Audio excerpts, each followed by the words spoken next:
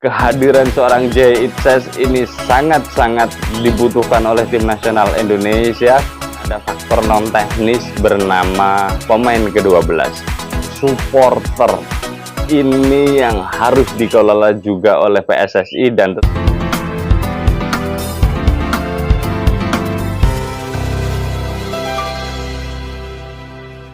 jelang pertandingan antara tim nasional Indonesia menghadapi tim nasional Irak yang diselenggarakan pada tanggal 6 Juni 2024. Ada beberapa update informasi menarik kita tunggu bersama berkaitan dengan persiapan tim nasional Indonesia, juga persiapan pertandingan antara tim nasional Indonesia melawan tim nasional Irak. Dan ini akan menjadi dua faktor yang saling mendukung, faktor teknis dan faktor non teknis. Dalam hal faktor teknis sendiri berkaitan dengan persiapan para pemain, kita senang hari ini belum mendengar tidak ada pemain yang cedera, ya. Jadi kita belum mendengar ada pemain yang cedera, artinya adalah semua pemain ready, sehat, bugar, dan siap bertarung saat Indonesia bertanding nanti. 22 nama sudah dipanggil oleh Sintayong, akan tetapi menurut saya ini belum final. Jadi ya ini bagian dari kerangka tim yang dipanggil, bisa jadi untuk uji coba ya melawan Tanzania ya tanggal 2 Juni nanti. Dan ya sebagai sebuah kerangka tim ini sudah melegakan, sudah mewakili. Di situ ada beberapa pemain yang memang menjadi pemain inti kita. Yang menarik adalah kehadiran seorang Sen Patinama yang belum dipanggil tapi sudah beredar di Bali melakukan liburan sekaligus mendekatkan diri dengan Indonesia. Ini menarik, patut kita apresiasi. Sen Patinama keren. Setelah lama tidak membela tim nasional Indonesia akibat cedera. Oke, Sen Patinama diharapkan bisa tampil baik jika misalkan nanti dipercaya oleh Sintayong. Kemudian ada hal yang menarik, dari 22 nama, Elkan Bagot tidak muncul dalam daftar pemanggilan. Ya, kita percaya seorang Sintayong adalah head coach. Artinya di samping memang pelatih profesional, Sintayong juga bapak dari anak-anak. Anak-anaknya siapa? Ya para pemain tim nasional Indonesia. Ke depan mestinya seorang Sintayong mampu menetralisir ini semuanya. Badan tim nasional, PSSI, dan yang terpenting Pak Erick Thohir harus bisa menetralisir ini, karena memang Elkan Bagot masih panjang perjalanannya. Usianya masih 21 tahun. Keinginan membela tim nasional Indonesia di awal-awal juga tinggi. Jadi nanti di saat dua pertandingan ini sudah selesai, mestinya Elkan Bagot harus menjadi concern bagi stakeholder PSSI dan sebagainya untuk bisa menetralisir, dan suatu saat jika dipanggil lagi, dibutuhkan lagi oleh tim nasional Indonesia, seorang Elkan Bagot akan bersedia seperti dulu kala bangga menggunakan jersey tim nasional Indonesia. Terus kemudian berkaitan dengan Jay Itzes, pemain belakang yang sangat kokoh ya, pemain yang sangat menentukan di dua laga terakhir. Saya pikir kehadiran seorang Jay Itzes ini sangat-sangat dibutuhkan oleh tim nasional Indonesia, karena memang Jordi Amat, terus kemudian Rizky Ridho, di situ ada Ferrari, di situ ada Justin Hubner. Saya pikir akan melengkapi sekuat tim nasional Indonesia. Secara komposisi pemain ini menjadi hal yang ideal.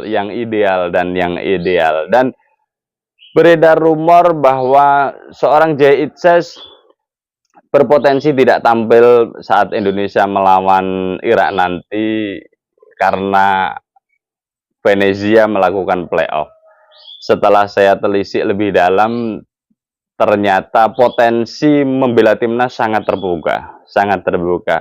Iya, Venezia memang melakukan playoff dan itu akan diselenggarakan pada tanggal 20 Mei dan 24 Mei. Itu di semifinal.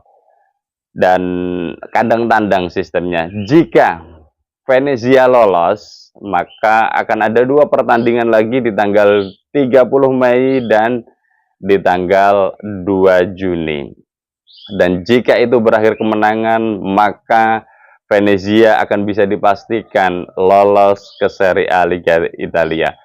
Kita harapkan, kita doakan bersama, semoga saja perjuangan Venezia untuk bisa tampil di Serie A sangat terbuka dan bisa dilakukan, sehingga salah satu pemain kita, Jay Itses, akan bisa melenggang untuk bisa tampil bersama Venezia di Serie A, dan ini merupakan kebanggaan bagi kita semuanya. Nah, tanggal 2 Juni, sementara timnas Indonesia akan bertanding tanggal 6 Juni. Ada 4 hari. Kita bisa melihat histori dari seorang Justin Hubner, ya, hitungan jam kedatangannya langsung bisa bertanding, terus kemudian kita bisa melihat Nathan Cho, hitungan jam juga kemudian langsung bisa bertanding. Artinya ya ini harusnya bisa dikelola oleh Badan Tim Nasional dan Sintayong tentunya. Ini masih ada 4 hari persiapan. Jadi perjalanan pesawat dari Italia menuju Indonesia itu sekitar 16 jam, 17 jam. Jadi kalau tanggal 2 taruhlah tanggal 3 berangkat, ya di situ nanti masih ada 4, 5, 6. Ada 3 hari yang bisa dikelola. Jadi saya pikir tidak ada masalah kecuali cedera, dan jangan sampai, semoga saja Jay Itses dalam keadaan fit ya.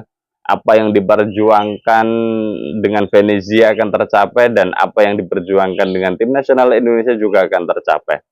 Jadi saya pikir sampai saat ini clear, Jay Itses akan bisa tampil bersama tim nasional Indonesia saat menghadapi Irak. Itu adalah faktor teknis. Terus kemudian ada faktor non teknis bernama pemain ke-12, supporter. Ini yang harus dikelola juga oleh PSSI dan tentu saja panitia penyelenggara pertandingan. Beredar informasi, dan itu memang sudah valid, di mana tiket tim nasional Indonesia sudah bisa diperjualbelikan. Kita bisa membeli tiket melalui media online yang sudah disiapkan oleh panitia penyelenggara. Terus kemudian ya beberapa kalangan memang sempat mengeluhkan, jadi ada perbedaan harga antara tiket saat Indonesia melawan Vietnam pada bulan Maret lalu dengan tiket saat Indonesia menghadapi Irak nanti. Jadi ya kita bisa melihat dari paling bawah, yang upper itu, yang paling atas itu dulu harganya 100.000, sekarang 250.000 dan seterusnya.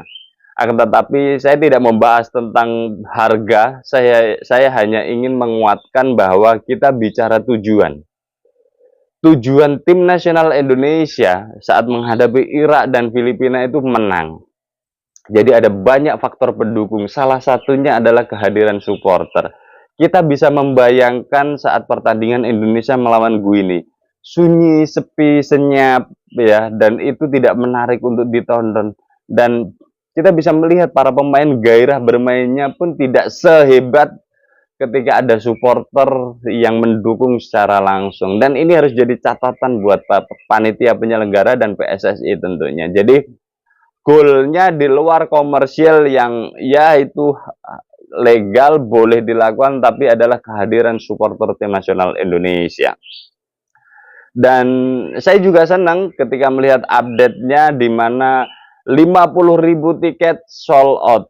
50.000 tiket sold out, artinya ya kita bisa membayangkan pada pertandingan melawan Irak nanti jelas ini stadion full penonton. Akan tetapi di beberapa kalangan juga mencurigai ini bagian dari taktik strategi marketing, karena memang penyelenggaraannya itu tanggal 6, di mana hari efektif atau hari jam kerja, hari Kamis. Terus kemudian waktu pertandingannya pun jam 4 sore. Jadi di situ disinyalir ketika ada postingan dari tim nasional Indonesia yang mengatakan 50.000 tiket sold out, pada nggak percaya.